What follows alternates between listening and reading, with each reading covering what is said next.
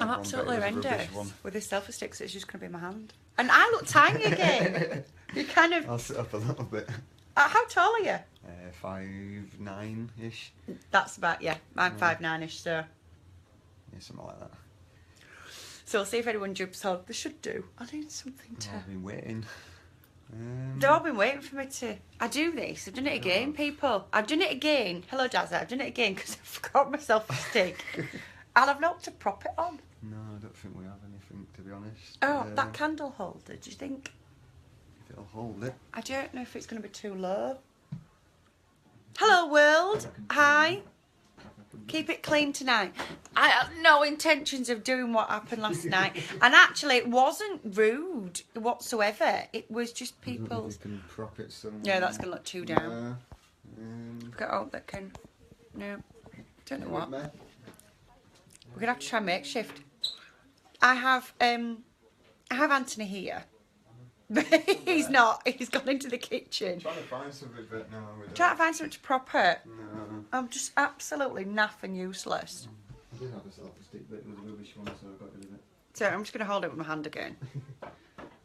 Hello, Richie. Hello, Tina. Hello, Dixie. Hello, Paula. So the first thing I'm going to ask you to do is, like I ask you to do every time, is to share this. I am absolutely just amazed by the people who are prepared to come on this live with me and talk so frank and open.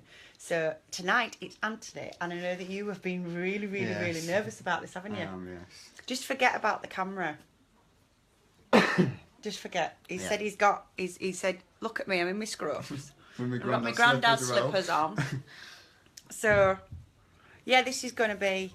I have a little bit of insight because you've spoken to me a little bit about what's been going on in your life. But I don't think... The past 6 months. I've got 28 years to cover. Yeah, so, but you haven't kind of told me everything. So this is going to be new for me tonight because I've no idea, what's going to happen. I've no idea what's going to happen. I've no idea what you're going to say.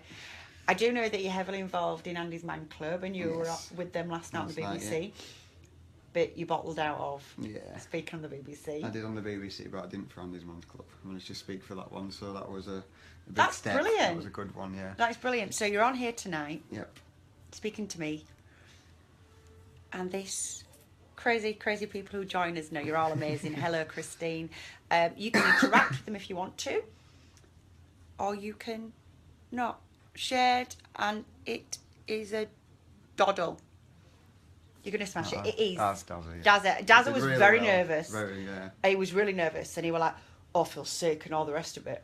And actually, 5 minutes, 10 minutes into it, as everyone saw, he owned it. So I'm going to shut up, and I'm going to let you speak. And if you all want me to speak and you feel uncomfortable, just say. So whenever you want it to stop, it'll stop. I'll just carry on. Right. So this is Antony World. So where do I start then? Whatever you want to start. I'll start from the beginning, I guess. School was a big trouble. Didn't enjoy school at all. They thought it was dyslexia at first. Primary school never picked up, so I struggled in primary school. Went to secondary school, picked up on dyslexia. I was a bit of a naughty boy at school. I'd only ever go to one lesson, which was food technology. Others. Was that due to you being dyslexic? As it came out in the future, I'm not dyslexic. Okay. It came out about probably when I was about 13, 14 that I have ADHD. Okay. And then about 6, 7 months ago when I started to see a psychiatrist, it came out that I have ADHD, bipolar, mood disorder, depression. So quite a lot actually. Got the whole cock and caboodle, didn't you? Yeah, got quite a lot. So got the basket there. School was a massive struggle. Okay. So I came out with next to no grades whatsoever. I got a C in food technology, that's it. But I would have got an A star if I'd have had a bit more concentration. But I didn't because my bipolar kicked in and I just thought I can't be bothered. Left school with no grades, so I joined the army straight away, which I think I joined a bit too young. How old were you when you joined? 18 straight away. Right, so that's very young. Straight away. I started training when I was 17 and then joined when I was 18. And this is the first time I've come out with it, and my sister can probably see it, but she might not know, but I was heavily bullied in the army by fellow soldiers. There's quite a lot of that going on, and not a lot of ex-soldiers will come out and No, say it. I was heavily bullied to the point where I did attempt to commit suicide whilst Okay. in the army. How was that accepted, or how did people respond to that? Did you tell anyone? When it happened, I spoke to and informed one of my, at the time's, best friends, but we don't really speak at this moment in time because she's moved on, got married, all that kind of stuff, and basically said that I was going to do what I was going to do. So she then got in touch with my parents, who got in touch with the barracks and pre-warned them. They drove all the way from here to Warminster, which is about a 4-hour I was drive. going to say it's a pretty long It's drive. quite a while away, yeah. So they came all the way down. Before I knew it, I had the room door being kicked in by four other people, and the military police kicked it in. Took me to hospital, came back to barracks, and was on suicide watch for about 2 months, where I did nothing other than just sit in the guardhouse under constant watch. How did you feel then throughout all that? I did feel a little bit isolated, I guess, but I had a few other people that helped me there, who was there as well. One of the, I think he was a Lance Corporal at the time. He helped me through all that. Still speak to him every so often now. And I was discharged when I was probably about 3 months away from my 4-year service. But I felt, it's time. You can't stay much longer anyway, so... And you're ready to leave? I was ready to leave anyway. I went to CEO and commanding officer and said, look, I don't want to be here. I need to go. So I was discharged when I was 20, various other jobs that I've just not been happy in. I think I've gone through probably about 20 jobs, all because I can't stay in the same places for a long period of time unless I'm happy. So I went into care, done nightclub work. Strangely enough, I went into mental health for 3 years. Did 3 years of mental health with adults with learning disabilities. And I think dealing with that every day made things worse for me as well. For you? Yeah. A very stressful job, and obviously having mental health issues myself. So I came out of that and went into elderly, where I've just finished last month, but I won't reveal much about that because I don't want to get into trouble. But there I started seeing my ex-partner. Was with her for probably about 9 months till we split up about 3 months ago now. Was it hard being in a relationship and coping with your mental health issues? It wasn't at first. We got along, it was brilliant at first, and then things happened in the relationship, which obviously I can't go into detail because she may be watching. Yeah, it's fine. But that made myself inside worse, and it came... Before I'm jumping ahead here, but I have 3 children. I only see one at the moment. The other 2 I've not seen for 8 years now. I don't have a clue where they are. So obviously that's inside me eating away as well. But I see my other daughter every other weekend, so that helps a little bit, I guess. And then obviously during the relationship things happened, which then made me doubt myself. And the night that we split up, she knew things weren't going well because, like you spoke about last night, the mental bullying, I turned into doing that with her through myself eating myself up, and she just basically turned around and says, you either speak to me or it's, we're done, and I couldn't get it out. So that following Monday was my first night at Andy's Man's Club. I went down there, managed to say a little bit, but not a lot, and then I went back, and basically I had the balls to speak to her. But it was too late by then. She says, she said you can speak to strangers, but not me. Blah blah blah. So that was it then. And then came back to my parents. I was on the sick for 3 months, and then got a job where my dad works, which was probably the best job I've had. And you're enjoying that now? Oh, I love it to bits. It's hard at times, it can be hard, but it's brilliant. I'm I going think that's to what's have to helping take me. my shoe off and leave my leg up. I think that's what's helping me feel a bit happy with myself, that I'm in a job finally where I'm happy. I know what I'm doing, it's Monday to Friday, every weekend off. Is consistency key for you with your mental health? Yeah. Do you need to know what you're doing, when you're doing it, Yeah. what time, and all the rest of it? I think it's more to do with the time with my daughter as well, because we have a set thing where I pick her up every other Friday and take her back Sunday. Previous job I could end up working the weekend I meant to have her, so then that's the weekend I miss with her. So then it Affects gets your relationship.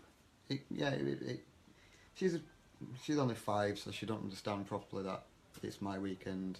So when I have to message your mum saying I can't have this weekend because of work, causes arguments with us two then, and we don't really speak as much as we used to anyway. So I guess now I know what I'm doing, I can say it every weekend if I want to, every weekend or every weekend. You know, I can be there. So the commitment's there now because I'm working, and I know what I'm doing and when I'm doing it. I know when I'm going to start and when I'm going to finish. I don't have to worry about them calling me in because they don't finish at 5 o'clock and you finish at 5 o'clock. At the time you might get called in early, that's about it. But I know when I'm going to finish, so I've got that routine, which is better for me, because not having a routine, it just sends me off the roof if I don't know what I'm doing the next day. So that helps a lot as well. How are you feeling now in yourself? I mean, I know that you were really, really nervous about doing this, and I know that you were really nervous about coming on. You kept saying, "Oh my gosh, Rian, I can't believe everyone agreed to do this." I think... What do you think that people need to know? What do you think that people need to feel that they can and can't do? People just need to know that you can talk. Like, what I've not gone into yet is I'm trying to come onto that one, but last year we lost my brother-in-law to suicide. There was no signs there whatsoever. The build up to it, he'd have, I'm not sure what I'm telling you, they had an argument with my sister, and we noticed, well, I personally noticed myself something wasn't right, because at the time I was in mental health. I was still doing it, and I just finished it. Yeah, I just finished 3 years of dealing with everyday mental health, so I knew something wasn't right. Yeah.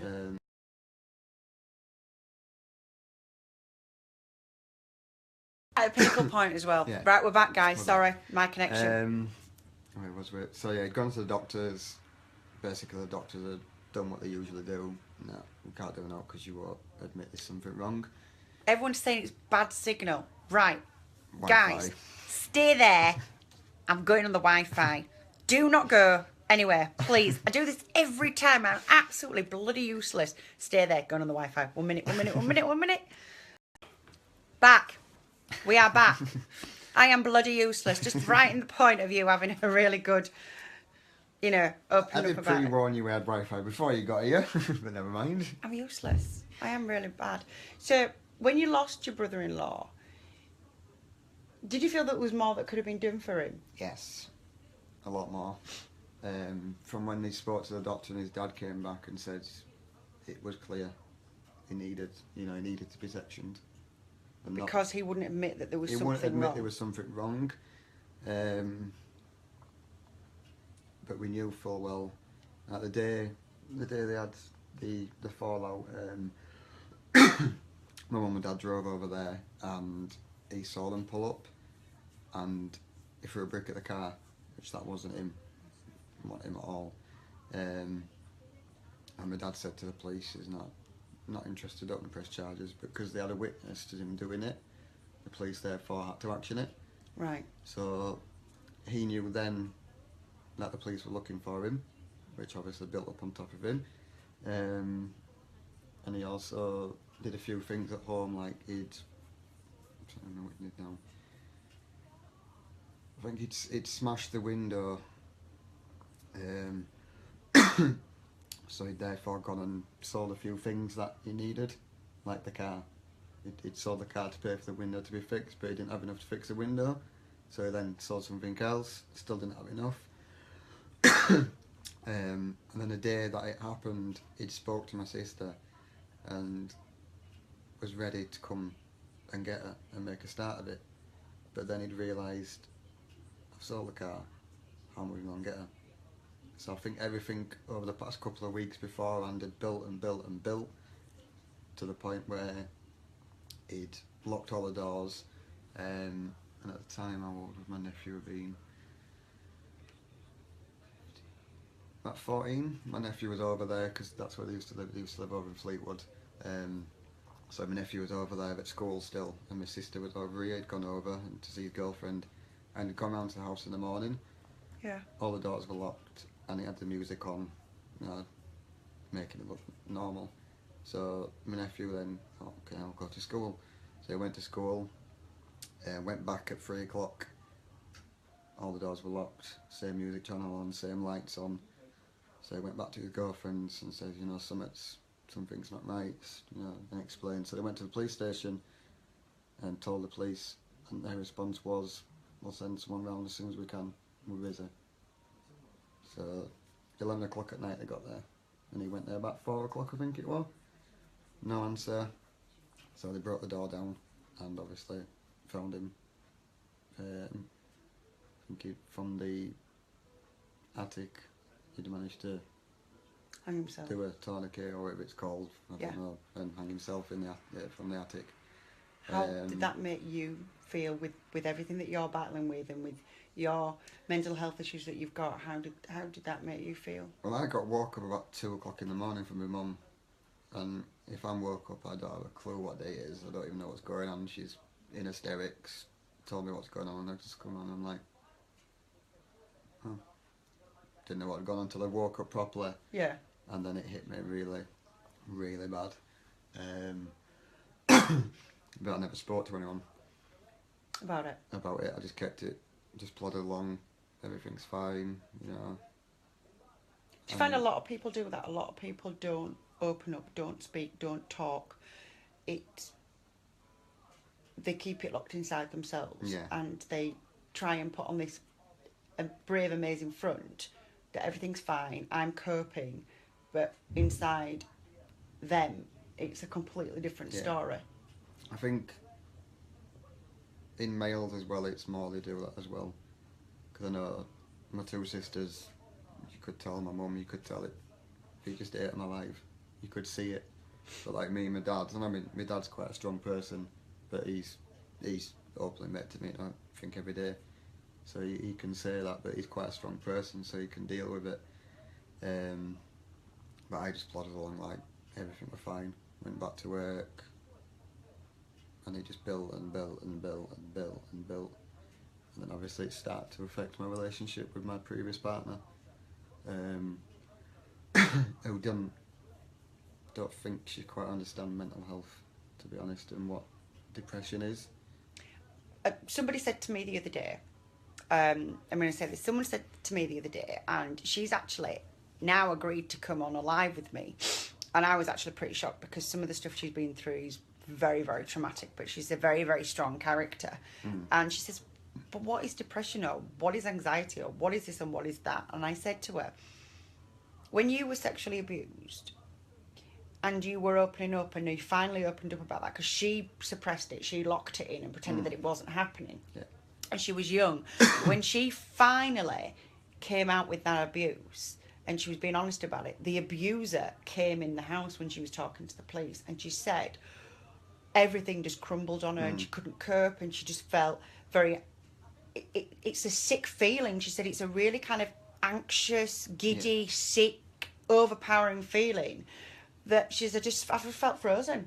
And I said, but that's it. There you go. Every single day, somebody will feel like that from the time they wake up to the time they go to bed. And other people feel even more so, but they put on this front. What would you tell to people who've been in the position that you have been in and who are still in the position that you're in now? What would you say to anyone who's out there watching this live now? What would you say to them? Not to lock it away. If there is anything that, you know, you're keeping from people, it needs to come out. Whether it's a loved one or whether it's Anybody, a stranger or whoever, just talk. The first night I went to Annie's Man Club, I'd never met any of them. They were all just strangers to me. At first I walked in, took me a little bit to get through the door, and I'm stood at the door and it's like, do I go in, do I not? And then we just started talking, and then you listen to other people's stories as well, and it's like, oh, You're not alone. I'm not alone.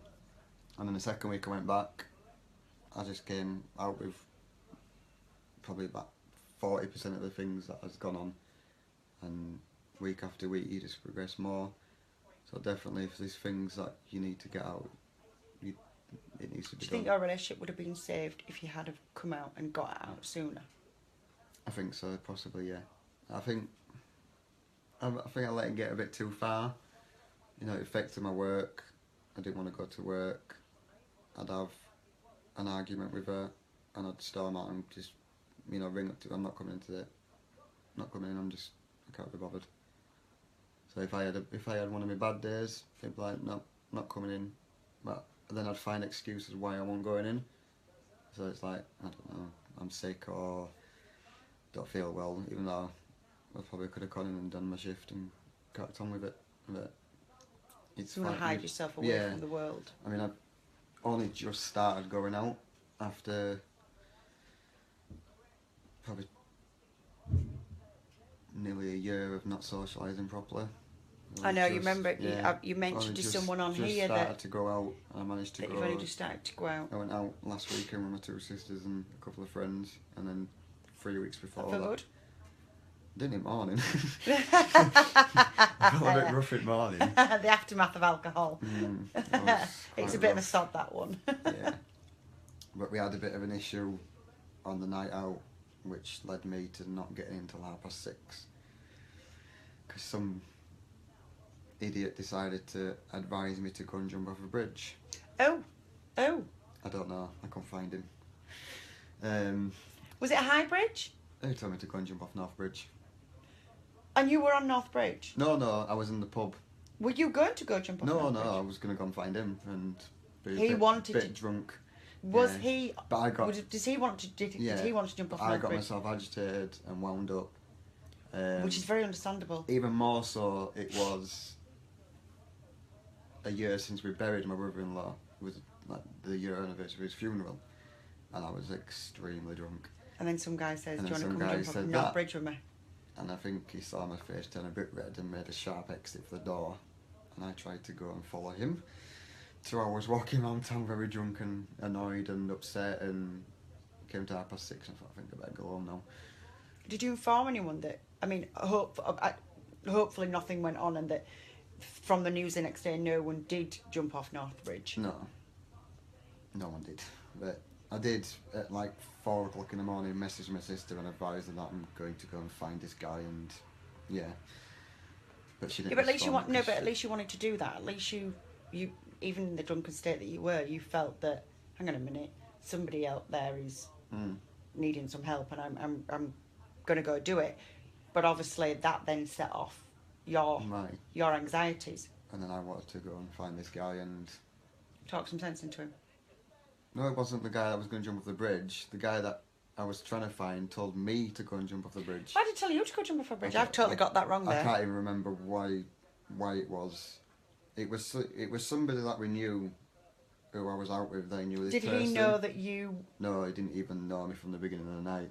But it was someone we were out with. It was one of their friends or something, but he'd been an ass all night. How damaging is it when you are suffering from mental health issues and you are suffering from anxiety issues and you are suffering from confidence issues and being able to cope and having the right coping mechanisms that are right for you? How damaging is it when someone puts that negative attribute in your way, i.e. go jump off North Bridge, or you're a failure, or you can't do this, or they put the can'ts and the don'ts in front of you? How damaging does that make you feel as a person? I think if I was sober, I'd have dealt with it a different way, and I'd probably just laughed in his face. Now, but 6 months ago I wouldn't have done. But now I think I'd have laughed in his face and just laughed and walked away. Do you feel a lot stronger now in yourself? I do a little bit stronger now. I think the only reason I did respond like I was, I think, 'cause alcohol. You had alcohol, yeah. I think if I'd have been sober, it'd have been a different story. It'd have been like, yeah, whatever. Do you think going to Andy's Man Club and talking to me on the Go Pink as well has helped you progress in yourself? Massively. Like probably 6-7 months ago, I wouldn't have even dreamt of saying, can I come on? I wouldn't have done it. No, I remember doing the first live, and you came on the live and you watched it and you messaged me, but it was a case of who's reading this and blah, blah, blah, blah, and what am I talking about? It took you a while to open up. I was actually very surprised that you've come on here. Yeah. I'm very surprised with everyone who comes on here. There was a little doubt earlier to say, I can't do it, but you've done it and you haven't stalled. You haven't once I get going, I don't show up. That's the problem. That's a good thing. That is a Yeah. good thing. That once you get going, to get it out. And this is what we want to advise people out there. Hello, Gareth, who's watching. Gareth won't mind me saying he's a qualified psychologist, and he's one of the 3 people in the world who deal with PTSD from ex-army members. And it is so vital to talk. And this is the one thing that people are coming on the lives, even though they're struggling in their own life, even though they're finding getting through each day difficult for themselves, to tell you that you need to talk, that you need to be here, telling your story, and every story is so different. Maybe it takes 2-3 weeks to get your first sentence out. You know, as long as you're Making that effort. making the effort, it feels a lot better. It does help massively. I mean, we've been through hell for the past 8 years. Round about Christmas time, everybody just seems to want to take a visit upstairs. And it is a very hard away. place, and a lot of people turn around and say, oh, Christmas is such a fun time of year, and it's such a brilliant time of year. But for a lot of people, it is not a fun time of year. For a lot of people, financially, it is a massive strain, and finances, especially, I find for men, can be more problematic than for women, as that the taboo that men should be the strong one in the family. Yeah. Men should be the one that provide. Men should be working. Men should be this. Men should be that. And because they've got to be strong, they've got to deal with all the problems and have the weight of the world on their shoulders, and not share those because they're trying to be strong for everyone else, and it builds and the builds point and that builds, and they just explode. I mean, I've passed, well, not from when I was 18 to probably about 25, I was a massive gambler, to the point of where about 6 months ago I went bankrupt, and that just took a massive weight off me.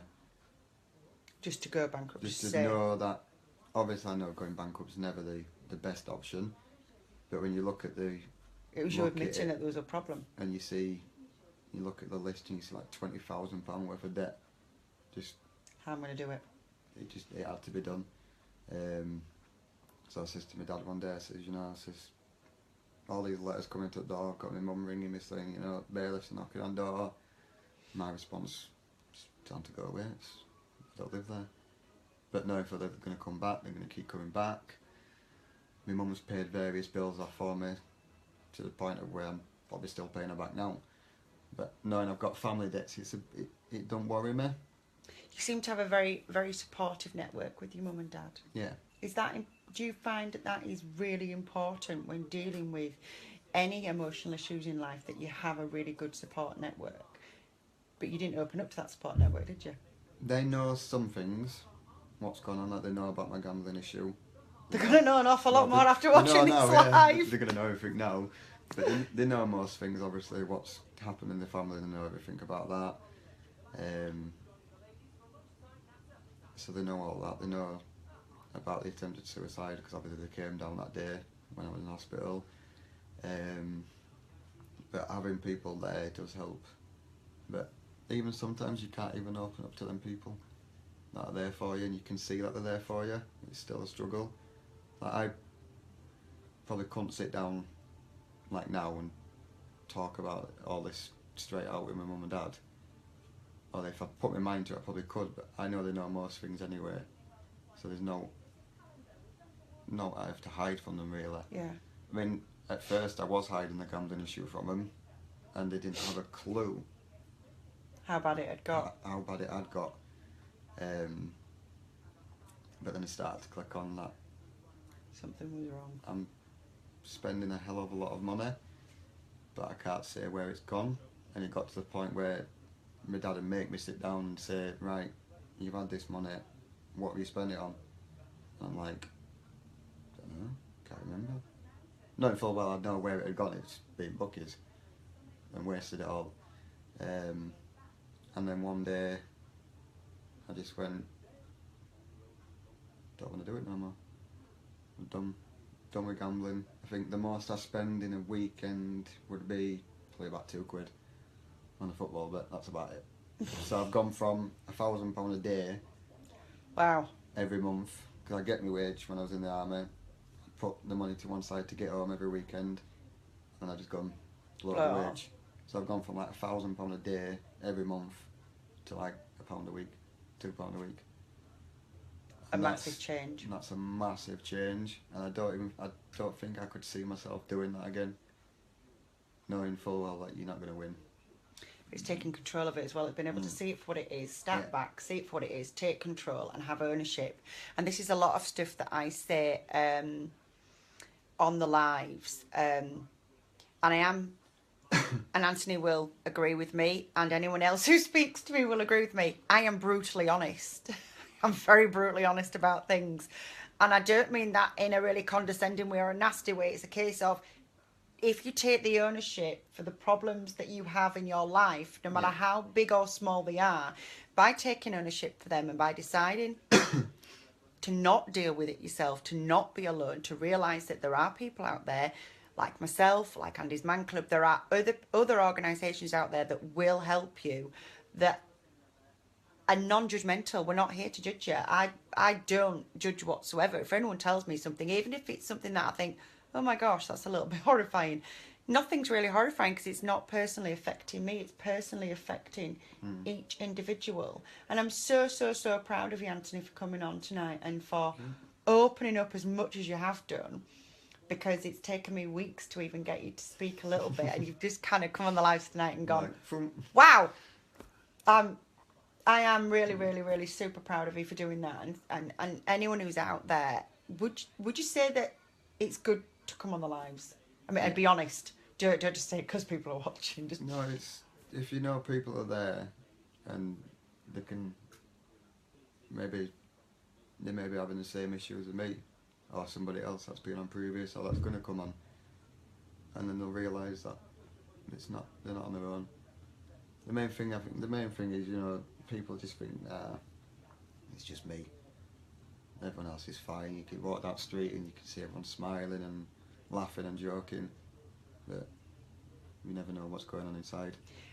That is so very true. You never ever know what's going on inside someone else's life, and we're here to say that you are never ever ever ever on your own, ever. And I think that's one of the first things that I say to people when they message me. You're not on your own anymore. You have made that first step. Watching these lives is making that first step. Sharing the lives is making that first step. Getting involved in what we do at Go Pink or what Andy's Man Club does is making that first step. Speaking to me is making that first step. And this is a giant leap, even coming on the lives with me and telling the world that I've had an issue, I've got problems, but I'm dealing with them now. It is about dealing with it, and just, you're never going to stop it. I'm probably never going to stop my mental health because it's got so bad. But like as I said, it's never going to go away. The depression's never going to go away. Never going to go away. But if you can be 70 to 80% right, it'll be a lot better. Yeah, that will do for him, and that he's learned to cope now, and he's got rid of a lot of toxic people out of his life, and reduced the amount of people he has in his lives, and actually then started to look at the choices of who he decides to bring into his lives and for what reasons he brings them in. That's the main thing as well. If there's anyone that is toxic to you, I've done it, just get rid of them. No matter how hard that is for people to do that, to get rid of them. Gareth has just said, I've never said that publicly. So I don't actually know what you've just said, Gareth. I'd be very interested to read what you've just said. Gareth is a good friend of mine. Really nice guy, and I'm sure that if people need some help, I think he would be there for people to talk to. Tina said it's good to talk. Kim has said, well done, Antony, very brave, keep going forward. The amount of people that have just come on here and just said, well done for coming on this live, for telling people your story, and for saying to people, start talking. It's not as hard as you think of, as I've said to you now. Is it as hard as what you thought it was going to be? And we've stayed clean tonight. We have not taken a nose to... I've done pretty well myself. Yep. Last night's Chloe's done live. Well done, Antony. Kat's done so brave to tell your story. Well done. Johnny has said you're a legend, pal. Good football. Gareth says I'm a compulsive gambler. Wow, have you just admitted that to the world, Gareth? Craig has just said, well done. Chloe said, well done, Anthony. So the amount of support that you've got out there offer people, and I hope that from doing these lives, we are helping people, we are helping to raise awareness, and that we are encouraging other people to come on here and tell their story, what they've gone through. And it doesn't matter whether someone has got a really, really dramatic and tragic story or someone's just got the tiniest little problem. It is still a story, and other people can still relate to that. Daz just said, well done. Gareth just said, yes, you've just admitted that. Do you know what? I'm so proud of you, Gareth. You've managed to get someone to admit that they have a gambling problem. First step, amazing. Yeah, everyone is coming on and saying, what's he saying? Grr, pal. Grr, pal. What does that mean, Gaza? Grr, pal. Sounds like a said name, doesn't it? Grr, pal. We have, yeah, or are you just saying the fact that we've managed to keep it clean tonight? Because Gaza didn't manage to keep it clean. Diane managed to keep it clean. Completely took a really bad nosedive last night with Katrina. I don't know where that went. You were making me laugh at me my night. I don't know where it went. Poor Keith Mason. Poor Keith Mason. I wonder if you watched it. You might be counselling, I don't know. I don't know. I don't know. No, I'm a recovering gambler. No. No, I'm a recovering gambler. Just amazing. Just the fact that people are opening up on these lives, the fact that people are telling other people their stories, the fact that you've come on a live and said openly that there is bullying within the army, that you were heavily bullied. I heard from another gentleman, I'm not going to mention any names, that said he went into the army because he was bullied at school, he had problems at school, went into the army to get away from that, to make something of himself, and then was bullied again in the army, and just did 7 years of it, and just thought, then tried to commit suicide as well. And the fact is, as much as we love the armed forces, and there's no disrespect there, but there is bullying that goes on everywhere, and it's not acceptable. It's not acceptable to bully anybody whatsoever. And I mean, and you even said to yourself, with your partner, you found yourself becoming that kind of person with her because of your issues and because you weren't talking. If you're out there and you feel that you are neglecting your partner, that you feel that you're taking it out on them, you're getting angry, you're being a kind of person that you really don't want to be, and it's all because you will not identify with issues that you've got in your life, you will not identify with problems that you've got, and you will not talk. Don't wash a relationship down the pan just because you will not open up. Come and talk to either myself, talk to someone on the page, because as much as Anthony's going through, you've offered your help and support to a lot of people. Dazza has, Kim has, loads of people have offered the help. Gareth just said it happened, but it's part of my military life. I haven't read the others on there. Gareth was in the military for an awful long time. How long are you in the military for, Gareth? I'm going to sit here like a Normandy waiting for people to respond. Because it doesn't come fast enough on my side. I'm really happy that, and I know I keep mentioning about Keith Mason, but with someone who's been on the ulterior side of life, had their career, been in the public eye, and still suffer from depression. Daz has just said he's there for anybody who needs to talk. Anyone who has actually come on the lives with me are there. You can listen to. Gareth did 10 years in the service. Adele said, well done. Keep positive and focused. Yep, that's all I can do now. Are you glad you've done it? Yeah. It's not been as bad as I thought. I told you it would. I told you. It's literally just like, does it feel surreal not sat on that side, say on this side of me? It just feels normal. Just like, just talking, you can't... Just... You shut off from that, really? Yeah. You don't really know. When I look to see what people have put, you don't really know. But, you're doing really well. I'm really impressed. I am really impressed. And for anyone out there who is watching this, whether you start watching at the beginning or you're just watching it now because we're going to go off live soon, now I'm a crip. Touche. Touche. So am I. 2 crips together, Gareth. You can wheelie faster than me there. You used to wheelchair more than me. Just got someone tried to ring me. Riona's so easygoing to talk to, and she's really understanding. I actually will blow my own trumpet and say that I think I'm quite easy to talk to. I think it's because I probably suffer from mental issues myself. But there you go. Anyone who wants to come on, talk to me. Even if you're not ready to come on a live, but you think you want to work towards that, message me and we can work towards coming on the lives. But on that note, I'm going to go and have my coffee. And look, it's really Christmassy in here. Look how Christmassy it is. It's like major Christmassy. I've only just adjusted to the Christmas side of it. Like 2 weeks ago, I said to Mum, "Nah, I'll take that Christmas tree down. Don't want it up. Don't want to do Christmas. It's cancelled." And now I'm slowly getting into the spirit. Like what, a week before. Deck the halls with bells of holly. Now I can listen to Christmas songs without them winding me up. Other than before, I was like, I can't be bothered.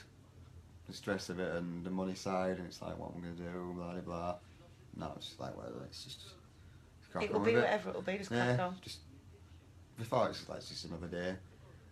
But now I actually want to go Christmas shopping. Thank you, Gareth, for offering that support. And I'm just going to let people know it comes on secretively, Gareth does. But Gareth is a qualified psychologist.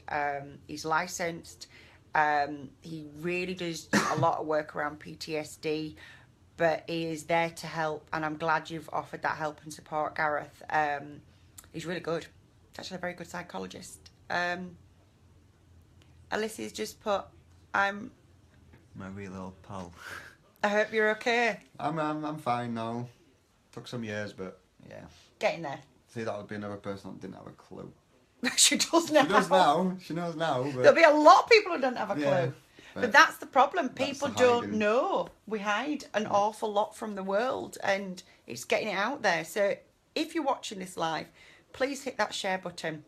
If you're watching it on repeat when we come off live, hit that share button, because the more people that watch this, the more people who share it, the more awareness we can raise, and the more people we can help and support. She's put, good to hear. Can't see what she said. Good to hear. Silly, even though I would have always listened. That's what you don't realise, though, at the time. You never think anyone's going to listen. You're just going to think, yeah, it's just You're burdening he's people. just being silly, or, you know, there's not wrong with him. They won't take it seriously. Yeah. But then you realise, eventually you do realise, yes, there is people out there that'll listen.